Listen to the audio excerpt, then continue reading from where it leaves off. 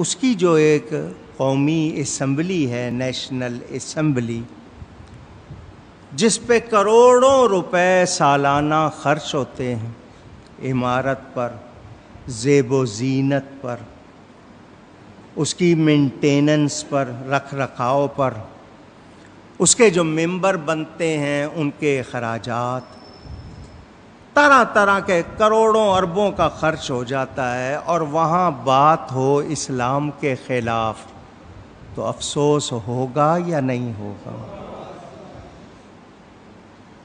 وہاں جو ممبر بن کر گئے ہیں ان میں سے کچھ تو ایسے ہیں جن کو کلمہ بھی صحیح پڑھنا نہیں آتا، قل ہو اللہ صحیح پڑھنی نہیں آتی،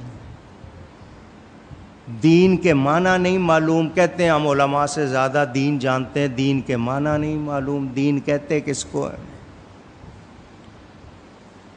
طہارت کے مسائل ان سے پوچھے جائیں تو انہیں نہیں معلوم، بنیادی باتیں ان کو نہیں معلوم، 6 کلمے بھی شاید ان کو یاد نہ ہوں۔ کوئی اٹھے اور اٹھ کے کہے کہ کسی مذہب کو دوسرے مذہب پر فوقیت نہیں ہے، اتنی بات کرنے والا اگر مسلمان کہلاتا ہے تو اس کو شرم آنی چاہیے یا نہیں؟ قرآن میں واضح بیان، اس دین کو کس نے ہمارے لیے بنایا؟ اللہ۔ پسند کس نے فرمایا؟ وَرَضِيتُ لَكُمُ الْإِسْلَامَ دِينًا، اللہ نے، اور اللہ ہی کا بیان لِيُظْهِرَهُ عَلَى الدِّينِ كُلِّهِ، حضور یہ سچا دین لے کر آئے تاکہ تمام دینوں پر غالب آئے۔ ان الدین عند اللہ الاسلام، اللہ کے نزدیک دین کیا ہے؟ اسلام، فرما برداری۔ آج مسلمان کہلانے والے مسلمان ملک میں مندر بنانے کے لیے دین کے خلاف باتیں کریں تو بتائیے دل دکھے گا یا نہیں دکھے گا؟ ان لوگوں سے آپ کی حکومت ایسی ہے، ایک وزیر نے ہندوؤں کے خلاف کچھ کہہ دیا تھا تو آپ کے وزیر اعظم نے کہا اس کو فوراً وزارت سے ہٹاؤ، کیونکہ اس وزیر اعظم کے دوست، ہندو دوست ناراض ہو جائیں گے، ہٹاؤ، وزیر ہٹا دیا۔ نبی کے خلاف بات کرے، صحابہ کے خلاف بات کرے، کوئی بات نہیں، کوئی فرق نہیں پڑتا، یہودیوں کے خلاف نہ کہو، ہندوؤں کے خلاف نہ کہو، غیر مسلموں کے خلاف نہ کہو، نبیوں ولیوں کے، صحابہ اہل بیت کے خلاف جو مرضی کہتے رہو۔ کیا اسی لیے پاکستان بنایا تھا؟ اچھا، ان کو توبہ کرنے کو کہے تو پھر ان کو پتہ نہیں موت آتی ہے، توبہ کو پتہ نہیں کیا سمجھتے ہیں۔ ایک دوسرے سے تو شاید اپنی معافی مانگ لیتے ہیں، اللہ سے معافی مانگنا ان کو توہین لگتی ہے۔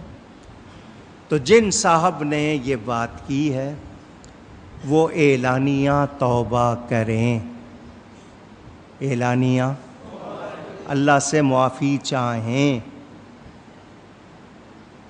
دین کے خلاف بات کو ہم گوارا کر سکتے نہیں، کمزور ہے، پتہ ہے ہمیں۔ آپ نے ہمیں ٹیکسوں کے نیچے دبایا ہوا ہے، کراچی میں لوڈ شیڈنگ میں دبایا ہوا ہے، کرونا وائرس سے دبایا ہوا ہے، مہنگائی سے دبایا ہوا ہے، اپنی سختیوں سے دبایا ہوا ہے، ٹیکسوں سے دبایا ہوا ہے۔ اس کے باوجود آپ یہ چاہیں کہ دین کے معاملے میں ہم دب جائیں تو مر سکتے ہیں، دین کے معاملے میں دب سکتے نہیں۔ ان سے فوری مطالبہ ہے کہ وہ توبہ کریں، معافی چاہیں۔ جس نے بھی دین کے خلاف، رسول اللہ صلی اللہ علیہ وسلم کے خلاف، صحابہ کے خلاف، اہل بیت کے خلاف، اولیاء اعظام کے خلاف کوئی بات کی ہے، توبہ کریں۔ نہیں کریں گے اپنا حشر دیکھ لیں گے۔ اللہ کی رسی ڈھیلی نہیں ہے، ڈھیلی نہیں، دراز کر دیتا ہے وہ، اس کی پکڑ ہوتی ہے، اور دین میں دخل دینے والے اللہ کے پیاروں کے خلاف بات کرنے والے بچتے نہیں ہیں، ذلیل ہوتے ہیں، رسوا ہوتے ہیں، تباہ ہوتے ہیں، خراب ہوتے ہیں، دنیا و آخرت برباد ہوتی ہے۔ تو ہم فوری مطالبہ کرتے ہیں کہ وہ توبہ کریں، اور آئندہ اس اسمبلی میں وہاں ماں بہن ایک ہوتی رہتی ہے، گالیاں نکالنا، گند کرنا، گریبان پکڑنا، مار کٹائی، وہ ان کا ہے اپنا، لیکن وہاں دین کے بارے میں وہ شخص بات کرے جو دین جانتا ہے، ورنہ اپنی زبانیں بند رکھیں۔ ایسی بکواس ہم برداشت کر سکتے نہیں۔